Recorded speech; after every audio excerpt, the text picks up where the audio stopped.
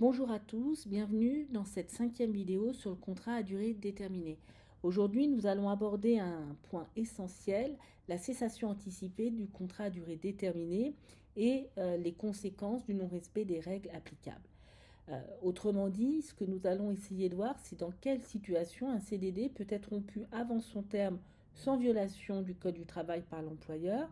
Ce sont des options limitées, encadrées par la loi, donc il convient de les connaître afin d'éviter de se mettre en situation de difficulté et d'éviter de générer des risques de contentieux prud'homal.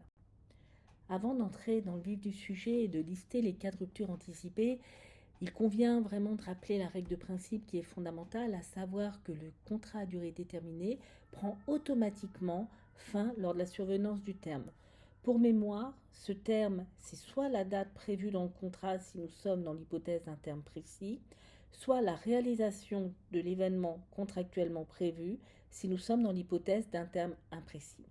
Ce principe de cessation est fondamental parce que c'est ce qui permet déjà de distinguer le contrat à durée déterminée du CDI, puisque la caractéristique du CDD, nous l'avons vu, c'est d'être limité à une période. Le CDD présente un caractère temporaire et de ce fait, toute poursuite de la relation contractuelle au-delà du terme ou de l'événement, si nous sommes dans le cas d'un terme imprécis, entraîne un risque de requalification en CDI.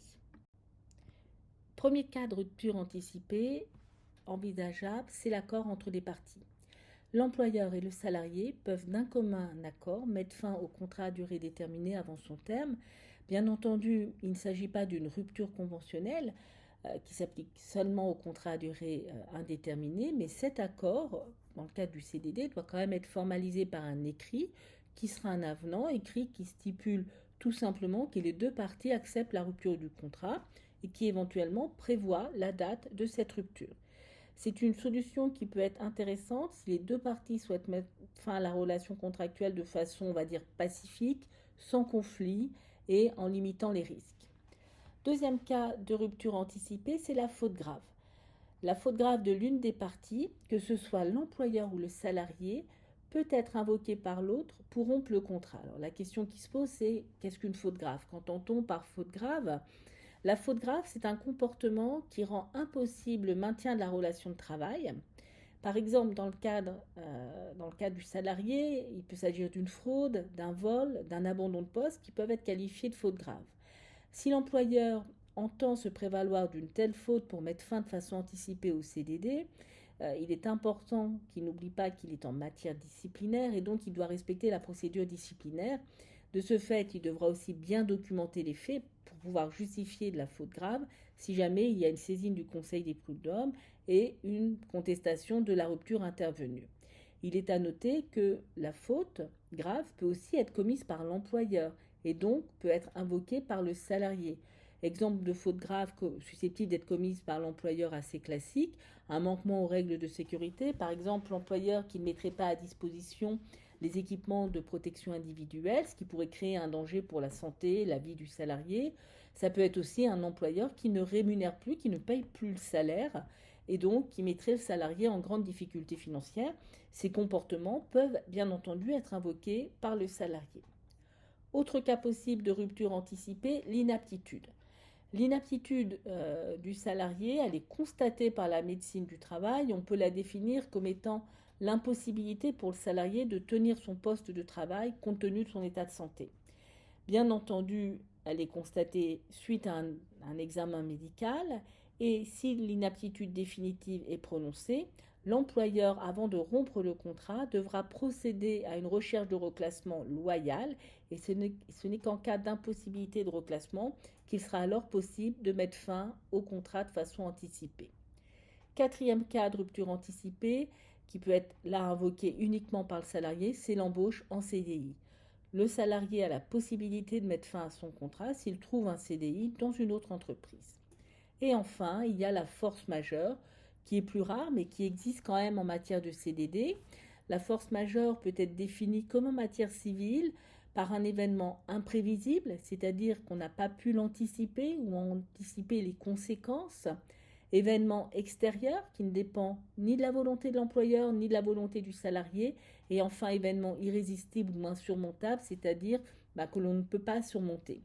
Si un tel événement se produit, empêche la poursuite de la relation du contrat, alors la force majeure peut être invoquée et mettra fin au contrat de travail. Il peut s'agir d'une catastrophe naturelle comme une inondation ou un incendie qui peuvent, dans ce cas-là, rendre impossible la continuation de l'activité et justifier la cessation du contrat. C'est un concept qui est quand même assez rarement invoqué, mais il existe et il faut donc en connaître l'existence pour pouvoir être en mesure de l'invoquer en cas de besoin. À la cessation du CDD, le salarié peut toucher certaines indemnités. Alors tout d'abord, il a droit à ce qu'on appelle l'indemnité de fin de mission. Il s'agit d'une indemnité égale à 10% de la rémunération brute qui lui a été versée au cours de l'exécution du contrat. Il est toutefois noté que certains accords collectifs prévoient un pourcentage différent.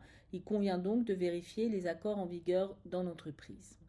Ensuite, si la cessation intervient avant la survenance du terme, mais en dehors des cas de cessation anticipée que nous venons de citer, des dommages-intérêts peuvent éventuellement être accordés aux salariés s'il a saisi le conseil de prud'homme, et ces dommages-intérêts peuvent aller jusqu'à la rémunération, au montant de la rémunération qu'aurait perçu le salarié si le contrat s'était poursuivi jusqu'à son terme.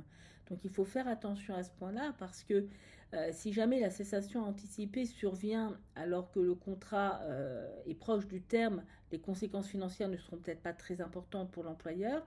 Mais si cette cessation anticipée intervient de façon très précoce dans l'exécution du contrat, il peut y avoir un impact financier qui n'est pas à négliger. Voilà pour cette vidéo sur la rupture anticipée du CDD. Pour résumer, cette rupture anticipée n'est possible que dans quelques cas précis: l'accord des parties, la faute grave, l'inaptitude, la force majeure ou encore l'embauche en CDI. Dans notre prochaine vidéo, nous aborderons les sanctions et les contentieux liés aux abus dans l'utilisation du CDD. À bientôt.